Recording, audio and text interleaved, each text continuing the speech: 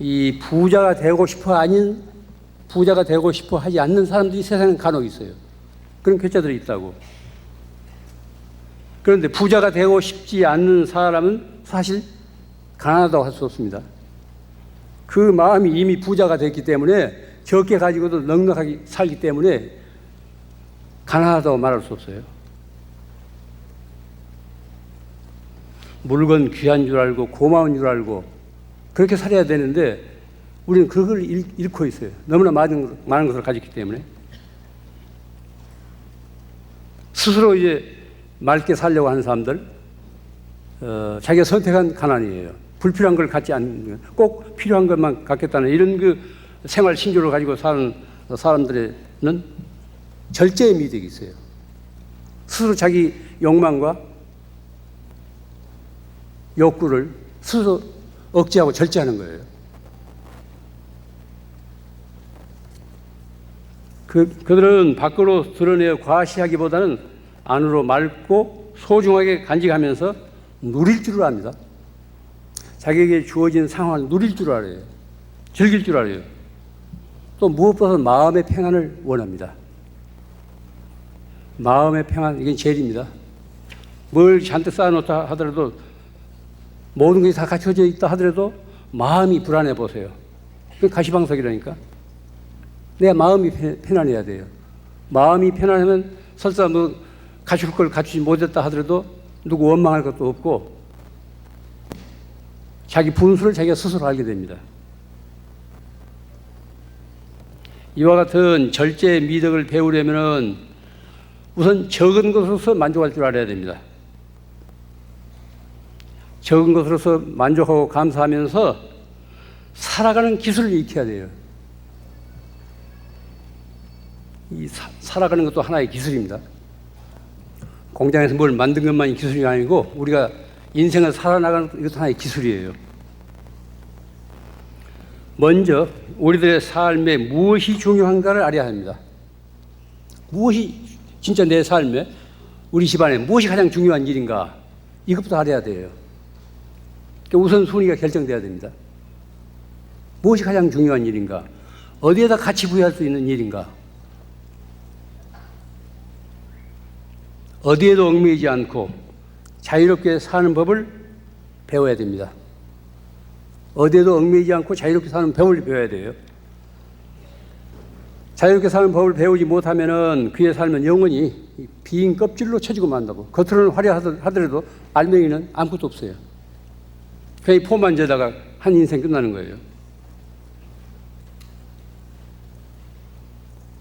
또 삶의 하나의 기술로서 남과 비교하지 마십시오. 남과 비교하지 마세요. 저마다 자기 몫이 있잖아요. 얼굴이 다 각각 달라. 또 처지가 각각 달라. 자기 개성이 각각 달라요.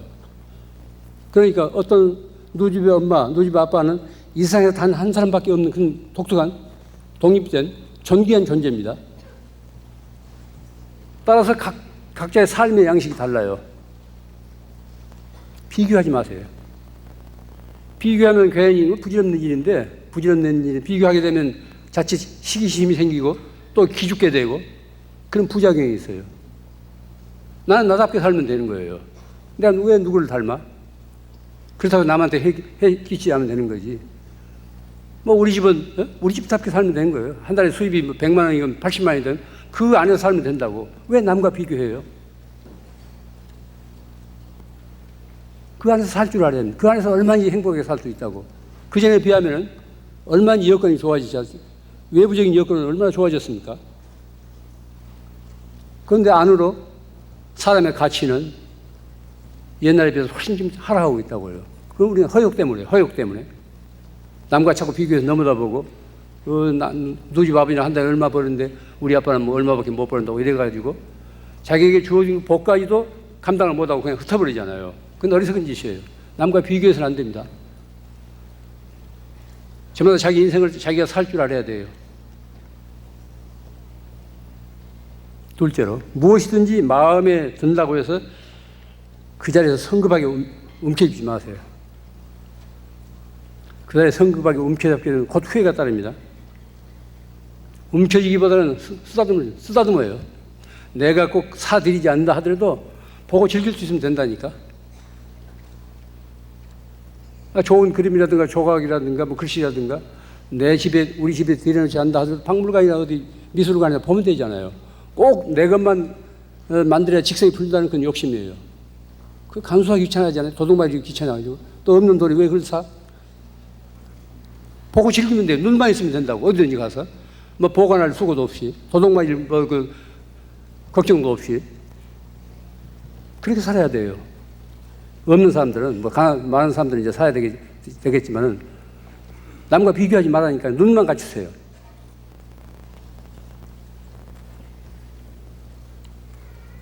또 목표를 향해 곧바로 직행하기보다는 돌아서 가는 그런 여유를 지녀야 돼요. 그런 풍류를 지녀야 돼요. 옛 우리 모두 그 조상들이 지녔던 풍류가 지금 사라져 갑니다. 그 멋이 삶의 운치가 사라져 가요. 뭐 잔뜩 눈에다 쌍심지를 켜고 뭘 뭉켜쥐려고만 하지 쓰다듬을 줄을 모른다니까. 내 집안에 이미 갖추고 있는 것도 즐길 줄을 몰라요. 헌눈 판다고. 남이 가진 것에 헌눈 팔아요. 최근에 영국에서 내있던 들은 이 얘기인데, 런던에 있는 잘 아는 집 아이인데, 거기서는 무슨 조기교육을 시킨다고 이제 깐 지 한 7, 8개월밖에 안 됐는데 무슨 학교를 보낸다네? 그 이제 아이들한테 뭐, 이게 나는 그 소리를 듣고 여러 가지로 생각했는데, 아이들한테 이렇게 이제 뭘 장난감을 하나 준대요. 너 대신 있는 아이들한테. 그게 학교인데. 그런데 이 아이들이 지금 가지고도 또 남의 것을 그 있는 아이들이 모두 남의 것을 가지려고 하더라네. 그 7, 8개월밖에 안 된 아이들이 본능적으로 어떻게 남의 것, 지금 놔두고도 남의 걸 갖느냐 이거예요. 다 아이들이 그러더라네요. 뭐 예외자도 있겠지만은 그런 지금 우리가 살고 있는 이 시대는 그런 인종들이 지금 살고 있는 시대라니까. 지금만 가지고 만족하지 이제 나와서 뭐 마르기도 하고 축축한 아이들이 벌써 그런 남의 것에 대해서 이제 눈을 파는 거예요. 왜냐하면 그런 부모, 그런 사회에서 자라는 인자들이기 때문에, 그런 사회에서 씨 뿌려져서 태어난 그런 싹들이기 때문에 그런 거예요.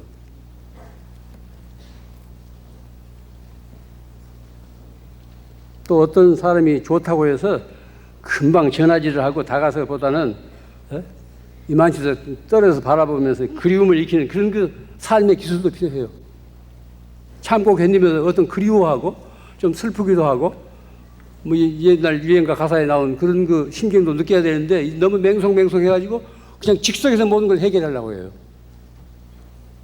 이게 현대 우리들입니다. 잘못된 삶의 기술이에요. 사람은 그리움이 있어야 돼요. 아쉬움도 있어야 된다고. 그런 과정을 통해 사람이 맑아지잖아요. 자기가 정화가 된다고. 그건 그린 것도 없고 아쉬운 것도 없고 그런 완전 배부른 돼지가 되는 거죠. 특히 이제 엄마들이 조심해야 돼요. 이제 경제권도 다 엄마들이 가지고 있잖아요. 그 이제 아버지들이 큰 소리 못 치는 게 이제 다 이제 뭐 회사에 바로 이제 엄마들 통장으로 다 집으로 넣어버리니까 이게 이제 그전에는 뭐 삥땅도 뜯고 했는데 이제는 그런 기회가 없다는 거예요. 그 경제권이 주부들한테 이양되니까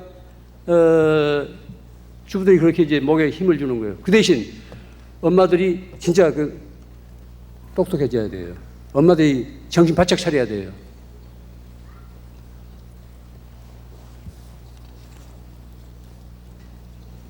또 삶의 기술로서 오래된 것을 아름답게 여기고 세월의 무게를 지닌 낡은 것에 대한 가치를 되살려야 됩니다. 우리 집안에 한번 돌아보세요. 할머니 때부터 할아버지 때서 내려오던 그런 가구가 몇 개나 있는지, 할아버지 때부터 혹은 그 할머니 때부터 또 아버지가 쓰시던 그 물려받은 그런 가구가 몇 개나 있는지 돌아보세요. 낡은 것에 대한 소중함을 알아야 된다고. 세월의 무게는 무엇으로 대응할 수 없습니다. 그 세월 아니고는 대체할 수 없어요. 그런 세월의 무게를 지닌 그런 낡은 것에 대한 가치를 우리가 새롭게 되살려야 돼요. 받아들여야 돼요. 모두가 이제 새 가구만 들이면 무슨 그 집안이 무슨 훈훈하겠어요? 어디 상처도 하고 어디가 다리가 한쪽이 뭐또 떨어져 나갔다 하더라도 집안에서 이제 어른들 대대로 써 내려오는 그 가구 같은 거 지냈다는 것은 단지 가구가 아니에요. 그 집안의 어떤 가훈이라든가 가풍이라든가 그런 까지도 전승이 되는 거예요. 꼭 필요한 것만을 가지고 그것도 최선으로 가져야 됩니다. 그래야 귀해요. 고마워요. 그것을 소중하고 아끼게 쓸 줄 알아야 됩니다. 결코 이런 그 생각은 낡고 소극적인 그런 그 생활 방식이라고 생각하지 마십시오. 죽은 지 자식이 저는 그렇게 사니까 이제 다 그렇게 살았는데 어떻게 다 그렇게 살아 이렇게 생각할지 모르지만은 이것은 오늘날 지구 생태계의 위기 앞에서 새로운 뜻을 갖는 이 지혜로운 삶의 철학이에요.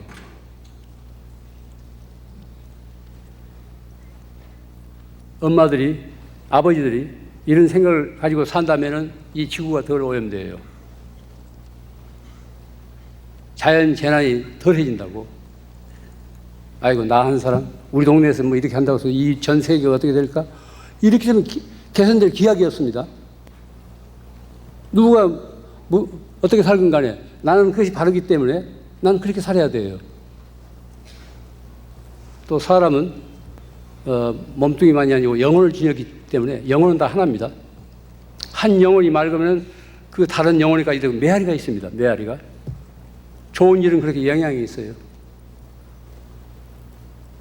우선 나 자신부터, 우리 집안에서부터 뭔가 개선돼야 됩니다. 그렇지 않고는 살아갈 길이 없다니까요. 뭐 최근에 신문에서도 보도했죠.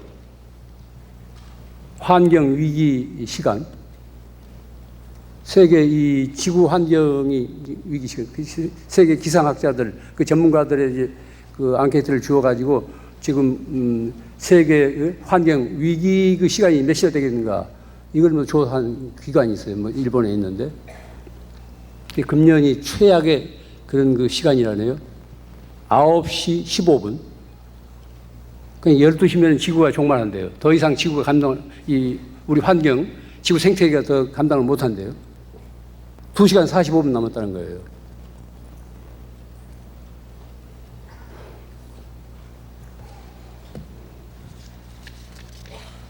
과거, 현재, 미래를 통해서 이 세상의 모든 현자들은, 부처나 보살들은 간절한 원을 세우고 살았습니다. 저마다 간절한 원을 세우고 살았다고요. 뭐 불교에도 뭐 사홍서원이 있고 열의 10대 바라보면 뭐 이런 게 있지 않습니까? 신앙생활을 하건 안 하건 저마다 자기 원이 있어야 돼요. 간절한 소망이 있어야 됩니다. 어떤 성인이 되고 나서 원을 세우는 게 아닙니다. 그 원의 힘으로써 성인이 된 거예요. 부처나 보살이 되고 나서 원을 세운 것이 아니라 그 서원의 힘으로서 부처와 보살이 됐다니까요. 이걸 명심하십시오. 가끔 기도들을 하십시오. 기도. 이건 삶의 재충전이에요. 뭐 절에서 꼭 기도 뭐 동참해서 그런 기도만이 아니고 꼭 절에나 교회만 가서 기도하는 거 아닙니다. 조용한 시간에 자기 집에서 앉아서 조용히 자기 마음을 들여다보면 내가 지금까지 어떻게 살아왔는가, 또 앞으로 이 험난한 세상을 어떻게 살 것인가, 그러면서 내가 내 인생을 제대로 살고 있는지 아닌지 스스로 반성하면서 되돌아보면서 기도를 하세요. 자기 정하는 그런 그 맑은 시간이 없으면 사람이 그냥 시들해집니다. 그냥 속물이 되고 만다고. 자기 정하는 시간이에요. 자기 자신을 가장 맑고 투명하게 세척하는 그런 그 시간입니다. 기도를 하십시오. 꼭 관세음보살 무슨 남아미사를 불러야 기도가 되는 거 아닙니다. 아무 잡념 없이 간절한 마음으로, 맑은 마음으로 앉아서 그렇게 자기 자신을 들여다보세요. 자기 삶을 들여다보세요. 그것도 기도입니다. 이런 걸 통해서 삶이 재충전돼요. 시들했던 삶에 어떤 생기가 생깁니다. 가치의식이 뒤바뀌고 사람의 선자리가 날로 위태로워지고 가고 있는 이런 험난한 세상에서 원을 세우지 않으면 늘 흔들려요. 어떤 그 어려운 환경에 처하더라도 원만 있다면, 원만 굳세다면 늘 그걸 뚫고 이기고 헤쳐나갈 수 있는 그 지혜와 용기가 생깁니다. 원들을 세우고 사십시오. 가끔 기도들을 하세요. 자기 자신을 그렇게 세파로부터 오염된 자기 자신을 그렇게 맑고 투명하게 씻는 그런 시간들을 가져야 됩니다. 추상적이고 관념적인 이런 원이 아니라 구체적인 원들을 세우십시오. 그 원을 통해서 우리가 한 걸음 한 걸음 인간의 길로 나아가게 됩니다. 모든 성인들의 가르침은 크게 나누어 다음 두 가지로 요약할 수 있습니다. 첫째는 남을 도우라는 거예요. 남을 도우라는 겁니다. 명심하십시오. 남이란 누굽니까? 크게 보면 또 다른 나라고, 나의 분신이에요. 아무개를 할 때 그 사람 뭐 체중 몇 킬로, 뭐 목소리를 어떻게 지니고 그 몸, 그가 다 아닙니다. 그가 관계된 세계가 바로 그 사람을 이루고 있어요. 그 사람이 어떤 관계된 세계를 지니고 있냐에서 그 사람을 인생으로서 같이 평가할 수 있는 겁니다. 남을 도우라고 할 때, 아이고, 우리 집 새끼도 못 도우고 있는데 무슨 나무냐 할지 모르지만 크게 보면은 또 다른 나라니까요. 또 우리가 지금까지 살아오면서 아는 듯 모르는 듯 남의 도움을 얼마나 많이 받아왔습니까? 친정 엄마뿐이 아니고 남의 도움을 얼마나 많이 받아왔어요. 이걸 생각해 보세요.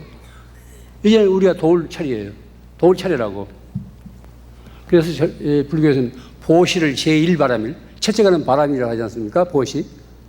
보시는 나누는 일이에요. 베푸는 일이 아니면 나누는 일이에요. 나눈다고 해도 꼭 물질적인 만 아닙니다. 근데 부드러운 말 한마디라도 나눌 수 있는 거예요. 내 것이 있어야 나누지? 말도 안 돼. 꼭 물질적인 생각이 나눈다는 것은 우선 마음이 가야 돼요. 마음이 가야 물질이 따라가는 것이지, 마음이 열리지 않고 물질이 어떻게 갑니까? 마지 못해 싫어하면서 남의 체면이나 보면서 주는 것, 그건 주는 게 아니에요. 남을 도우면서 살아야 됩니다. 남이란 거듭 말씀입니다. 타인이 무연한 타인이 아니고 또 다른 나예요. 나의 분신입니다. 둘째, 남을 도울 수 없다면 그에게 해를 끼치지 말라는 거예요. 남을 돕고 살아야 되는데 첫째는 남을 도우라는 건데, 만약 처지가 그렇지 않아서, 마음이 열리지 않아서 남을 도울 수 없다면 해를 끼치지 말라는 거예요.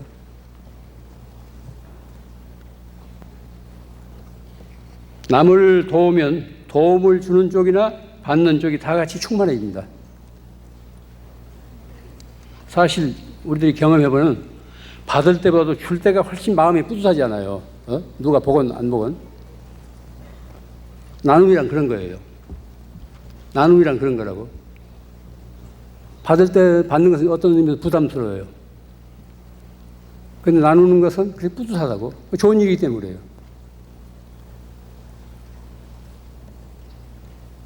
우리는 하루에도 몇 차례씩 거울을 들여다봅니다. 여기 오실 때도 이제 저 현품 대조한다고 뭐 거울들 몇 번 들여다보고 찍고 바르고 이제 뭐 찍고 바르고 그랬겠죠? 뭐 좋은 일이에요. 그러나 정작 그 얼굴의 실체인 자기의 내면의 얼굴, 속 얼굴도 들여다보세요. 예? 겉으로 이제 이 거울에 나타나는 그 얼굴, 그건 가짜예요. 근데 진짜 내 얼굴이 아니라니까요. 거울에 나타나지 않는 속 얼굴도 들여다볼 수 있어야 된다니까요. 요즘 그런 거울이 많이 나와 있잖아요, 시중에. 에? 그러니까 이제부터는 거울을 들여다볼 때 거죽의 얼굴만 보지 말고 자기 속 얼굴도 볼 수 있어야 됩니다. 문단속은 잘 하면서도 마음 단속은 까맣게 잊어버려서는 안 됩니다. 내가 내 인생을 순간순간 어떻게 맞이하고 있는가, 늘 그걸 반성해야 돼요. 인생은 행운이라고 그랬습니다. 그 사람에게 주어진 행운이에요. 우리가 지금 살아있다는 것 자체가. 내게 주어진 한정된 시간과 기운을 어떻게 내가 지금 소모하고 있는가? 어떻게 쓰고 있는가? 밝은 쪽으로 쓰고 있는가? 어두운 쪽으로 쓰고 있는가? 화내는 쪽으로 쓰고 있는가? 웃는 쪽으로 쓰고 있는가? 이건 늘 살펴야 됩니다. 내게 주어진 한정된 시간이에요. 무한한 시간이 아닙니다. 또 에너지를, 체력을 어떻게 내가 지금 소모하고 있는가? 또 오늘 만난 이웃을 내가 어떻게 대했는가? 오늘 내가 만난 이웃을 내가 어떻게 대했는가? 이것을 살펴야 됩니다. 거듭 말씀드립니다.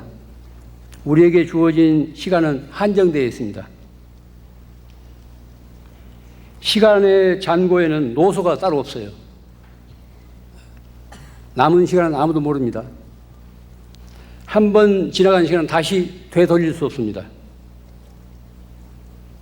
그러므로 순간순간을 헛되이 보내서는 안 됩니다. 자기 인생의 마지막 날처럼 그렇게 살 수 있어야 돼요. 내 인생이 오늘로서 끝난다고 한번 상상해 보세요. 한순간인들 헛되이 보내겠어요? 내 인생이 아무개나 엄마가, 아무개나 아버지가 내일로서 이 지구에서 하차하게 된다고 생각해 보세요. 순간순간이 정말 간절하죠. 그렇게 살 수 있어야 돼요. 그런데 내일이 될지 모레가 될지 아무도 예측할 수 없습니다. 주어진 행운을 헛되게 소모해서는 안 됩니다. 정신 바짝 차리고 감사한 마음으로서 우리가 사람답게 살 수 있어야 돼요. 나 혼자만이 아니라 많은 생명들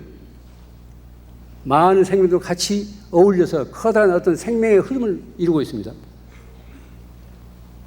나무가 됐건 돌이 됐건 흙이 됐건 물이 됐건 없어서 못 살아요. 다 우리에게 필요한 존재라고. 서로가 주고받으며 살아요.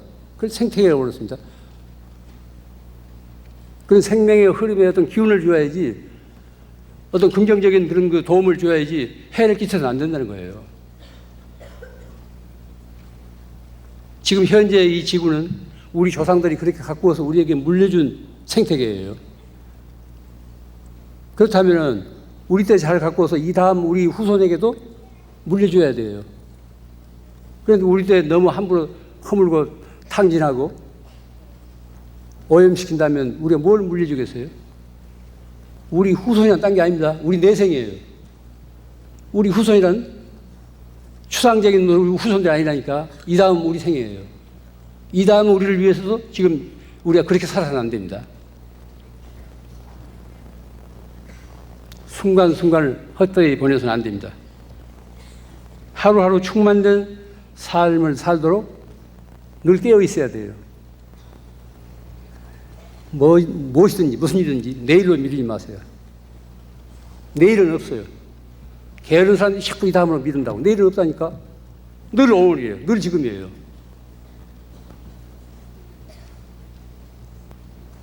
내일 없습니다. 늘 지금이라니까요. 그게 마음먹었으면 지금 단박 해결이 돼야 돼요.